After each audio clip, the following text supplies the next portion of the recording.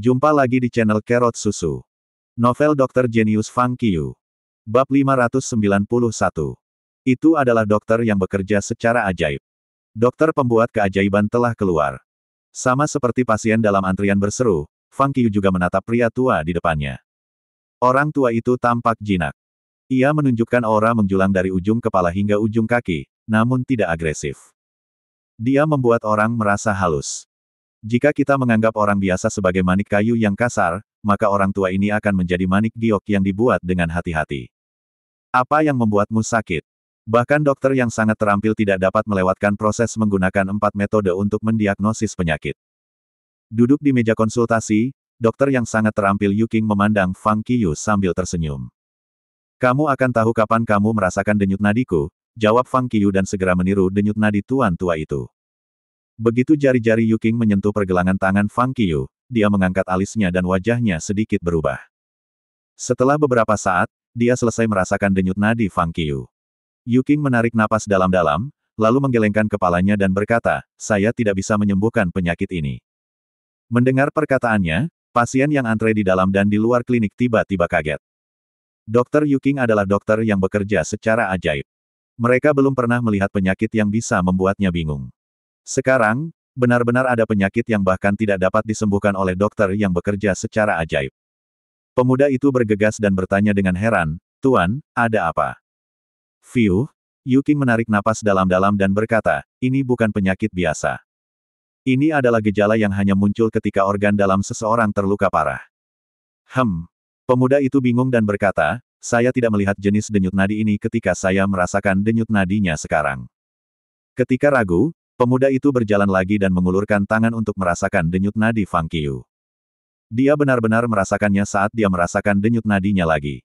Merasakan denyut nadi Fang Qiu, pemuda itu mengerutkan kening dengan sungguh-sungguh. Penyakit ini benar-benar tidak bisa disembuhkan. Ikuti saya masuk. Saat pemuda itu bingung dan pasiennya terkejut, Yuking tiba-tiba berdiri dan berkata kepada Fang Qiu sambil tersenyum. Fang Qiu berdiri. Dia mengikuti di belakang Yuking, melewati halaman kecil dari pintu belakang klinik, dan memasuki ruang dalam. Siapa yang memintamu untuk datang ke sini? Begitu dia memasuki pintu, Yuking menatap Fang Qiu dengan senyum tipis. Dokter, Yu, kenapa kamu mengatakan itu? Fang Qiu tercengang. Haha. Yuking terkekeh dan berkata, penyakitmu tidak normal. Seseorang pasti telah memperkenalkan Anda kepada saya. Fang Qiu juga tersenyum. Senang bertemu denganmu, senior. Fang Qiu membungkuk pada Yuking dan kemudian melepas topi dan topengnya. Saat melihat wajah Fang Qiu, ekspresi Yuking tiba-tiba menjadi rumit. Dia berkata dengan heran dan ragu, itu kamu. Fang Qiu bertanya, senior, apakah Anda mengenal saya? Tentu saja saya tahu. Haha. Yuking tertawa dan berkata, kamu adalah juara dari dokter pengobatan Cina muda, pemimpin generasi muda pengobatan Tiongkok, dan bintang besar dengan 20 juta penggemar. Saya tersanjung, senior. Fang Qiu merasa sedikit malu. Yuking mengangguk sambil tersenyum. Tepat ketika dia hendak mengatakan sesuatu, matanya tiba-tiba berbinar. Sepertinya dia telah memikirkan sesuatu, jadi dia meraih pergelangan tangan Fang Qiu dan berkata, ikuti saya. Fang Qiu tercengang.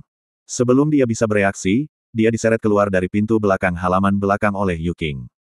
Mereka berjalan cepat. Setelah berjalan selama 5 atau 6 menit dan beberapa belokan, mereka sampai di sebuah rumah bobrok tak jauh dari tempat pembuangan sampah. Kami di sini, kata Yuking. Fang Qiu bertanya, senior, apa ini? Aku membawamu ke sini untuk menyelamatkan seseorang. Yuking mengangkat kepalanya, menunjukkan bahwa ada pasien di rumah bobrok ini. Ini kanker, stadium terminal. Dia hanya punya waktu paling lama 1 bulan. Oh. Mendengar itu, Fang Qiu langsung masuk ke kamar. Ada keluarga ayah dan anak yang tinggal di rumah ini. Ayah dan anak bergantung satu sama lain. Anak itu baru berusia 7 tahun. Jika ayahnya meninggal karena sakit, anak itu akan menderita. Saat Yuking melangkah maju, dia berkata kepada Fang Qiu, anak itu datang kepada saya lebih dari sebulan yang lalu dan meminta saya untuk merawat ayahnya. Dalam sebulan terakhir, saya telah mencoba yang terbaik untuk menemukan begitu banyak cara untuk menyembuhkan penyakitnya, tetapi saya tetap gagal.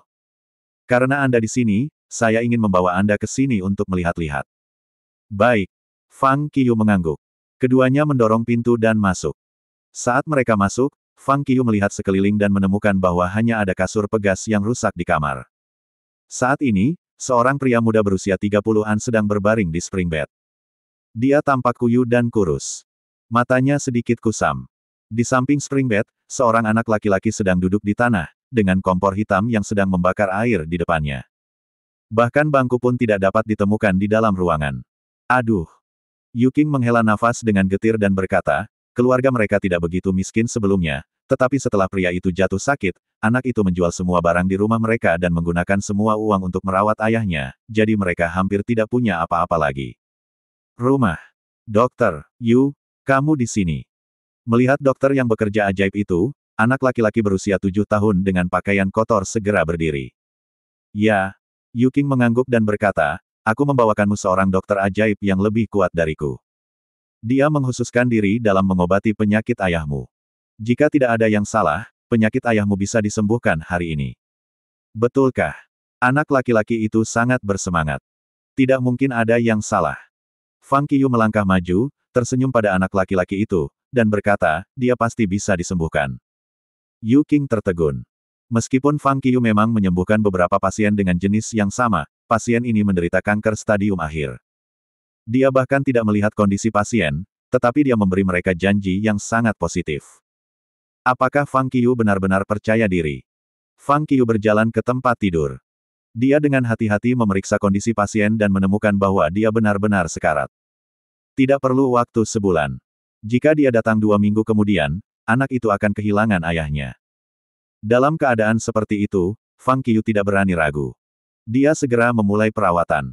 Dia masih menggunakan ki internal untuk meningkatkan sirkulasi darah, menghilangkan kemacetan, memasok energi ke pasien, dan menyehatkan 5 organ internalnya. Yu Qing dan anak laki-laki kecil itu tidak berani mengatakan apapun dan hanya memperhatikan dengan tenang. Fiuh. Setengah jam kemudian, menghela nafas panjang, Fang Qiu berhenti dan berkata, sudah selesai. Yu Qing dan anak laki-laki itu langsung melangkah maju. Ayah dari anak laki-laki itu sedang terbaring di tempat tidur.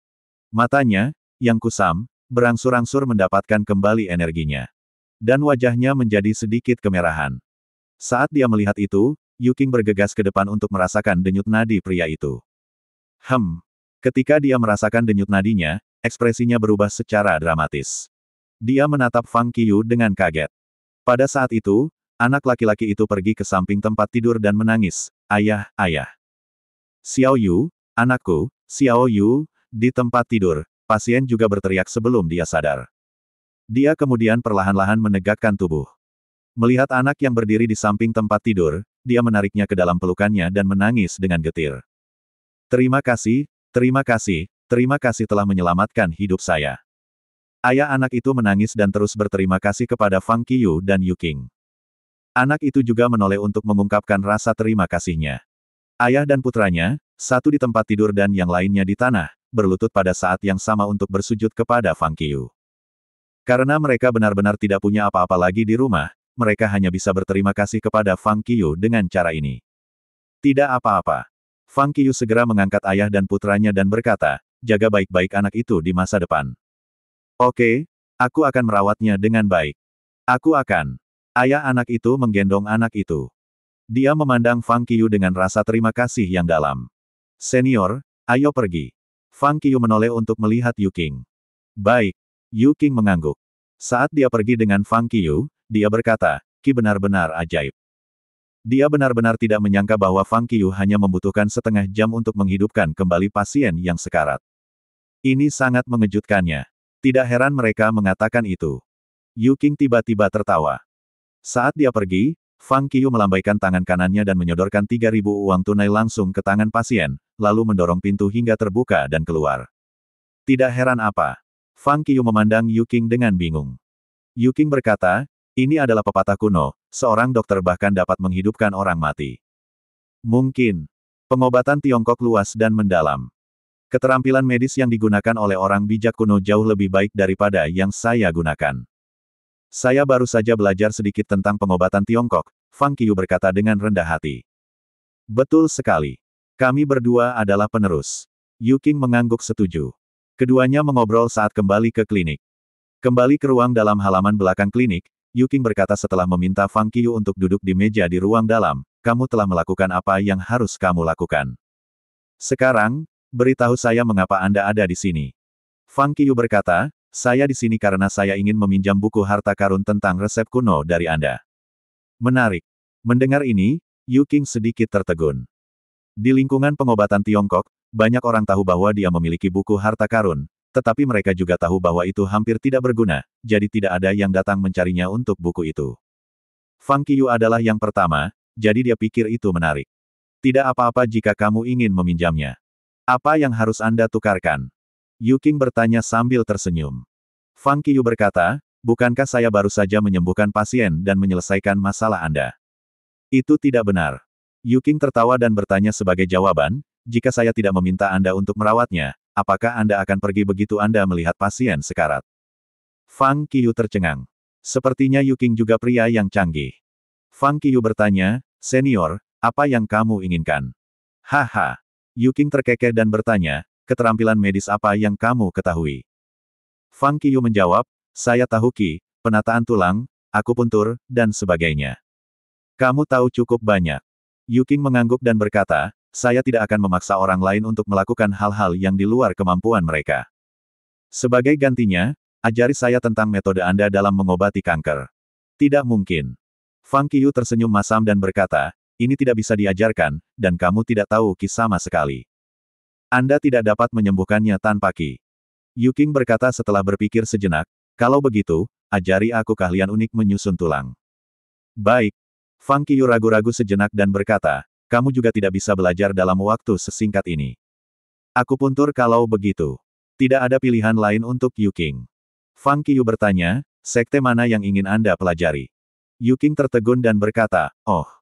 Maksud Anda tahu segalanya di setiap sekte. Kamu benar-benar tahu banyak. Dalam hal ini, ajarkan semuanya kepada saya. Mendengar ini, Fang Qiu segera tersenyum masam dan berkata, senior, tidak baik bagimu untuk memanfaatkan situasi ini, bukan? Terima kasih masih bersama channel Carrot Susu. Bab 592. Dokter yang sangat terampil, Yuking, memandang Fang Qiu dan berkata dengan senyum tipis, nak, kamu terlalu naif. Saya ingin meningkatkan keterampilan medis saya untuk menyelamatkan lebih banyak orang. Apa yang salah dengan itu?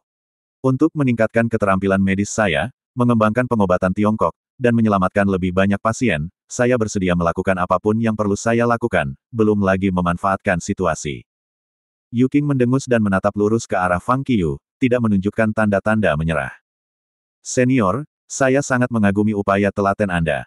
Fang Qiu tidak punya pilihan selain menggelengkan kepalanya dan tersenyum kecut. Tapi aku tidak akan memaksamu. Yuking menatap Fang Qiu dan berkata, karena aku tidak bisa mendapatkan apapun yang aku inginkan, katakan padaku, apa yang bisa kamu berikan sebagai gantinya. Fang Qiu sedikit tercengang saat mendengar itu. Kemudian dia segera membalas Yuking dan berkata, saya juga ingin meningkatkan keterampilan medis saya. Senior, Anda adalah master pengobatan Cina tradisional. Mengapa Anda tidak membantu saya? Nak, apakah kamu mencoba untuk membiarkan aku memberikannya kepadamu tanpa syarat? Yuking memandang Fang Qiu dengan jijik. Nada dan ekspresinya hanya menunjukkan bahwa dia sangat meremehkan Fang Qiu. Fang Qiu merasa tidak berdaya.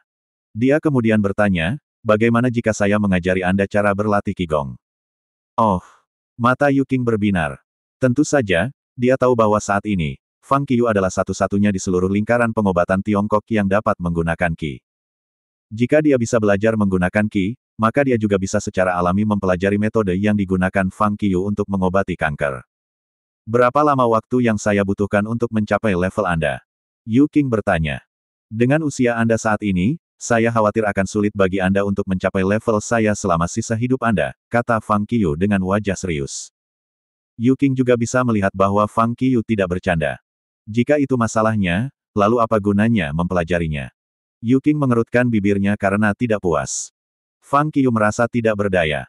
Lalu apa sebenarnya yang kamu inginkan? Tidak perlu terburu-buru. Yuking tersenyum dan berkata, besok, kamu akan merawat pasien di klinikku selama sehari. Saya perlu mengunjungi pasien di rumah mereka besok. Anda harus membantu saya merawat pasien di klinik selama 1 hari.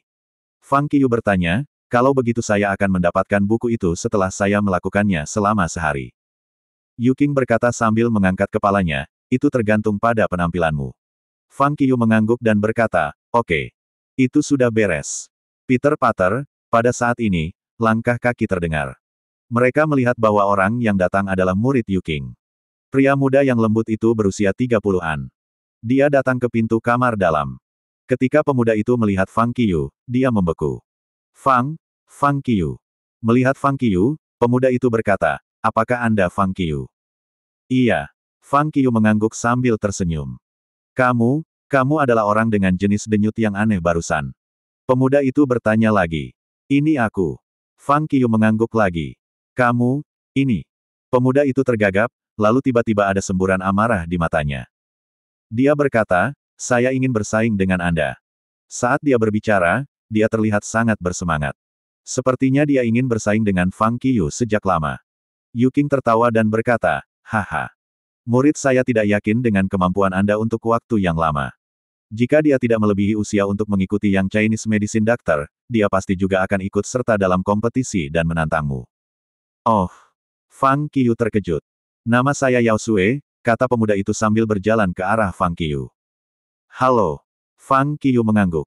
Menurut Anda, bagaimana peringkat magang saya jika dia berpartisipasi dalam dokter pengobatan Cina muda? Yuking bertanya. Dia belajar dari seorang guru yang terkenal dan merupakan murid yang luar biasa. Dia secara alami akan berada di peringkat teratas, Fang Qiu menjawab sambil tersenyum. Tempat apa itu? Yuking bertanya lagi. Baiklah, Fang Qiu tersenyum masam. Meskipun tidak ada orang lain yang berpartisipasi dalam dokter pengobatan Cina muda di sekitarnya, Yuking terus memaksanya untuk mengatakan tempat tertentu, yang benar-benar membuatnya merasa bahwa dia mungkin menyinggung perasaan seseorang. Baik Yuking dan Yao Sue menatap lurus ke arah Fang Qiu, menunggu jawabannya. Tidak ada cara untuk menghindarinya, jadi Fang Qiu harus mengatakannya. 5 besar. Tak berdaya, Fang Qiu hanya bisa memberikan jawaban yang dia pikirkan. Hanya 5 besar. Yao Sue tertegun dan berkata, saya telah menonton semua episode dari Dokter Pengobatan Cina Muda.